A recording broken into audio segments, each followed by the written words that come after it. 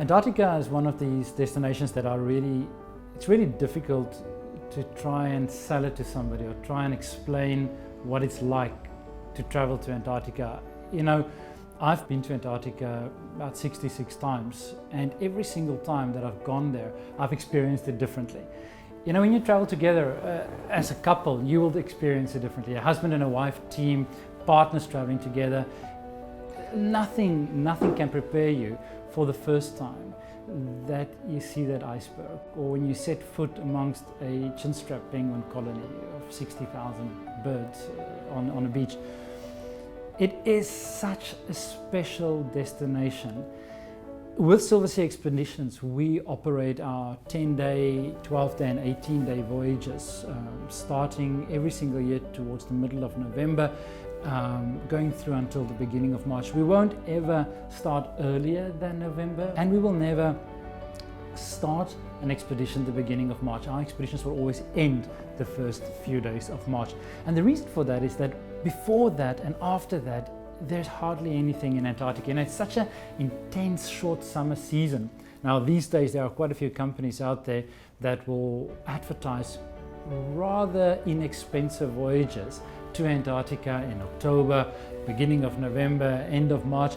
And there's a reason why these voyages are cheap, because you really are not going to see anything. Antarctica is a very special place for the reason that animals congregate in masses between December and the end of February. You know, they have to arrive, they have to mate, they have to lay their eggs, the penguins, they have to fledge, they have to grow up, and then they have to leave the nest and the area where they were born, all in this period of maybe 6 weeks.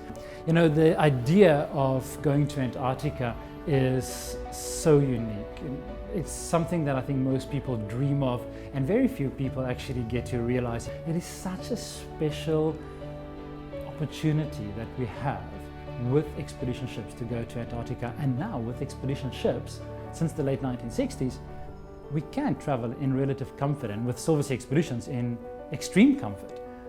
Once we are there, we are very, very busy. We try and get our guests off the ship as often as possible. That is what we are there for. We are very passionate about Antarctica. We're very passionate about expedition travel.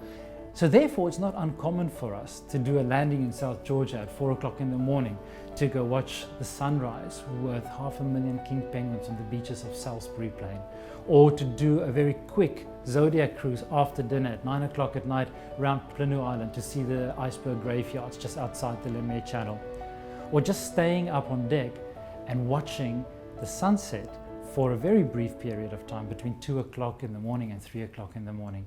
These are experiences that I cannot describe. It is something that you have to experience. Being out on a Zodiac and being right next to a humpback whale. There's something very humbling when a humpback whale, an animal of 40 tons, comes straight up to your Zodiac and spy hop and put her head out of the water and gently nudging her calf towards the Zodiac as if to show the calf the humans. And all of a sudden we are becoming the tourist attraction for the animals. You know, there is just so much wildlife down there, from leopard seals, humpback whales, to the different kind of penguin species that we get to see.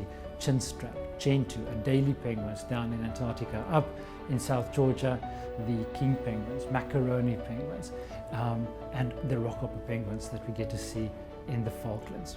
You do not have to be in top physical shape to go to Antarctica. There's maybe this misconception that to travel to Antarctica you need to be very, very fit. You can do as much as you want or as little as you want. You know, just by going in a Zodiac to the landing site, you will have a unique experience. Just sitting at the landing site, there's already so much to see and do. Or just enjoying the view from your suite or one of the public rooms in Silver Explorer or Silver Cloud, you will never ever be bored, not for 1 second. One of our favorite things to do with our ships is to stick them into the ice and drop the gangway straight onto the ice and walk from the ship onto the sea ice. Absolutely unique experience, and this you can only do when you have ships that have got an ice rating. We also visit places like Deception Island, where you have a caldera volcanic caldera that we sail into with the ship, and you can still see the geothermal activity with the steam rising out of these black volcanic beaches, and it's also a great opportunity to go for a polar plunge. On our voyages, our longer voyages that visit the Falklands as well as South Georgia, we get to see all the penguin species that this region has to offer. We also get to learn about the explorers such as Scott, Amundsen, and of course Shackleton, that have set out from South Georgia down towards Antarctica in search of fame, glory. Some of them failed, some of them succeeded. You know, we explore the same areas that these men did. And again, if you think about what we are seeing in Antarctica, it's exactly what these men saw 100 years ago and 150 years ago when they first got to these continents. There's the same incredible wildlife, incredible scenery, incredibly changing weather conditions. But we now do it in the safety and in the comfort of Silver Explorer and Silver Cloud.